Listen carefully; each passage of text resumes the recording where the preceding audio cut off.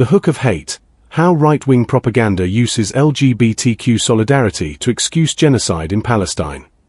I am writing this because I refuse to let propaganda flatten an entire people into a single label. The current narrative coming from many right-wing influencers is simple and poisonous. It says that Palestinians are all Muslim. It says that Muslims hate homosexuals and trans people. It then turns that into a moral permission slip for collective punishment and mass killing. This is not analysis. This is a funnel that takes grief, rage and confusion and pours them into the same old excuse for dehumanization.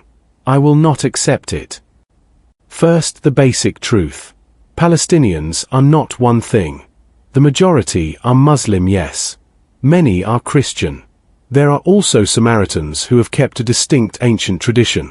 There are Druze communities tied to this land and history. You can visit Christian congregations in Bethlehem, Jerusalem, Ramallah, and Gaza.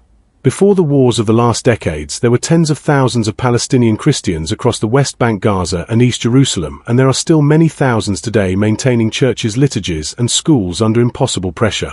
That is verifiable. It has been reported by cultural and news outlets that track the size and distribution of Christian communities in the West Bank and Jerusalem and have described their challenges in recent years. The Samaritans are tiny but living people with communities in Nablus on Mount Gerizim and in Holon near Tel Aviv. They have their own Hebrew tradition, their own script, and their own priesthood.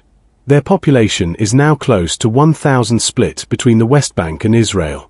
They are Palestinian in daily life, language, and location, even if their identity is unique. This is real and present and visible. There are also Druze whose presence in historic Palestine predates the modern borders and whose community was recognized as a distinct religious group in the British Mandate period. Some Druze in the Galilee and the Carmel became citizens of Israel after 1948, and many today serve in the Israeli military, which created complex and painful divisions across families who still share language, culture, and region with other Palestinians. The point is simple. Even within Israel and the West Bank, the religious map is not a single color. So the claim that Palestinians are all Muslim is false. The claim that you can judge the fate of an entire people by how you imagine a single religious law should be enforced is a moral failure. It turns living communities into a caricature. It takes the most extreme examples and projects them onto millions of people who do not act that way and do not believe violence is the answer. Let us be clear about another part of the script that circulates online. There is a constant attempt to convert the suffering of LGBTQ Palestinians into a justification for war or siege or collective punishment. Some of this is what many activists call pinkwashing. The idea is that you advertise state tolerance for LGBTQ people in order to cover other abuses or to divide solidarity with a people under occupation. Whether or not you accept every argument from those activists, the pattern is real. It shows up whenever someone says you cannot stand with Palestinians because Muslims supposedly hate you. That is a trap. It erases LGBTQ Palestinians. It erases Christian Palestinians.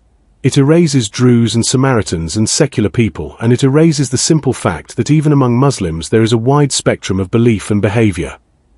If you really believe in moral coherence, there is an even bigger problem with that propaganda move. It pretends that citing hostile attitudes within a religion makes mass killing acceptable. That is obscene logic. If intolerance among some religious conservatives justifies bombing a population, then every country on earth becomes a target because every country contains people who hold intolerant views.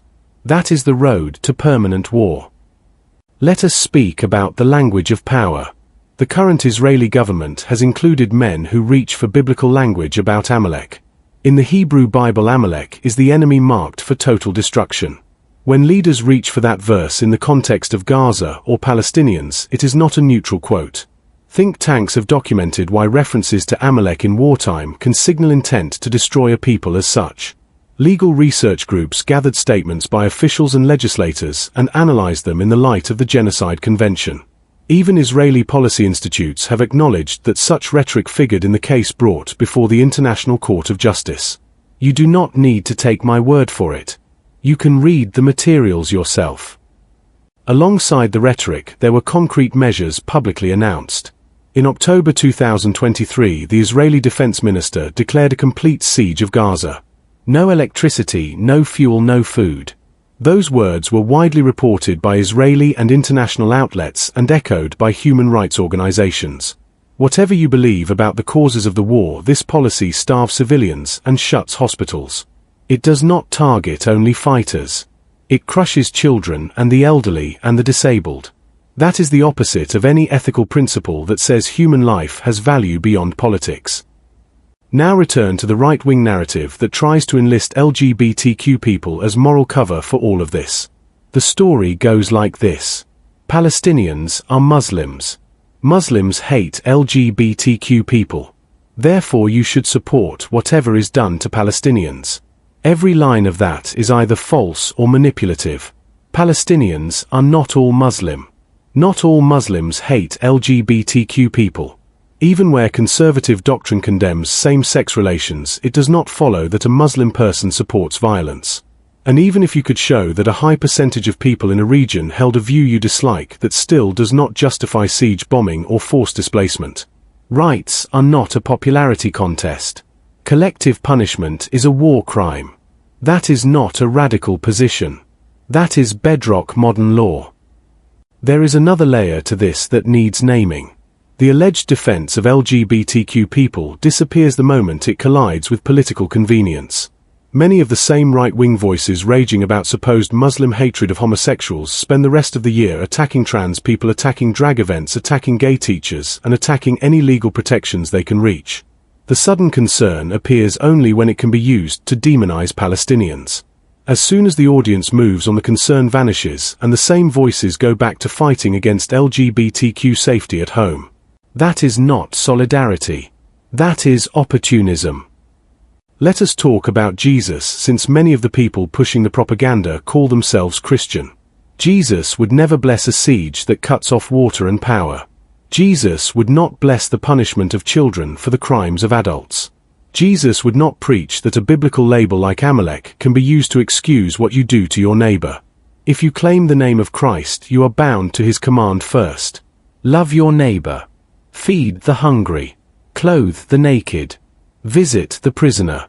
That is not a slogan. That is exactly what is being refused when the bombs keep falling and the trucks full of flour and medicine are turned away at the border. And do not twist Jesus into a tribal warrior for empire. There are Palestinian Christians under the rubble and in the pews and on the run. Bethlehem is not a metaphor. It is a living town with living families who have celebrated Christmas under occupation and war. Journalists and pastors have told the world how those congregations have mourned in the past 2 years, how they have tried to keep hope alive amid funerals and checkpoints and shattered streets. What gives anyone the right to erase these Christians with a lazy word like Muslim that you use as a slur for everyone you want to crush? I will add something that should be obvious. You do not fight intolerance by becoming more intolerant than your opponent. You do not defend gay and trans people by using them as a mask for collective punishment. If you care about LGBTQ safety in the region, then you should care about food, medicine, shelter, and the end of aerial bombardment and siege. You should care about safe passage and ceasefire and negotiation. You should care about the survival of communities that include gay people, trans people, straight people, Muslims, Christians, Druze, Samaritans, and people who claim no religion at all. If your solution requires killing them to save them, your solution is not a solution. It is a confession of moral collapse. The truth is that many audiences are waking up. Even within Jewish communities abroad there is fierce debate about the conduct of the war, and many are speaking openly about alleged war crimes and the charge of genocide. When a significant share of Jewish Americans tell a major newspaper poll that they believe Israel has crossed legal red lines, that should tell you the propaganda machine is losing its grip. People can see with their own eyes. They can also read the words of leaders who invoked Amalek and demanded siege. That cannot be scrubbed away by a talking point about how tolerant one city is or by a viral clip about a parade. So here is the line I will hold. I refuse collective guilt. I refuse to erase Christian Palestinians or Druze or Samaritans to make a war feel tidy. I refuse to let the suffering of LGBTQ people anywhere be used to justify the crushing of a whole people. I will not bless siege or starvation or carpet bombing with the language of human rights. I will not pretend that quoting Amalek makes you a prophet.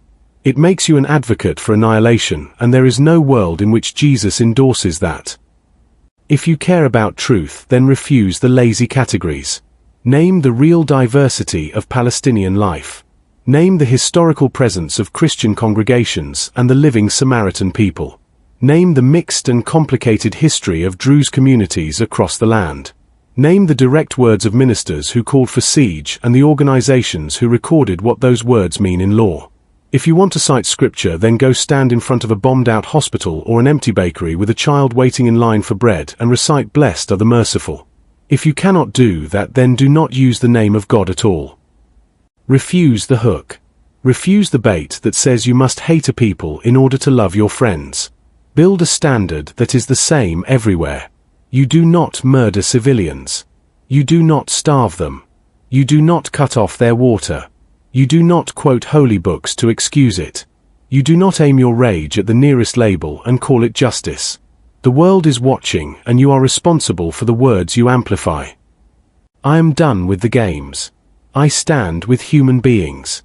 I stand with life. I stand with the truth that refuses to be weaponized into a funnel for hate. The only victory worth having is the victory where every child wakes up tomorrow with food and safety, no matter what religion their parents claim. The rest is just a costume for cruelty, and I will not wear it. Veritas lux mea, scerara benuhra.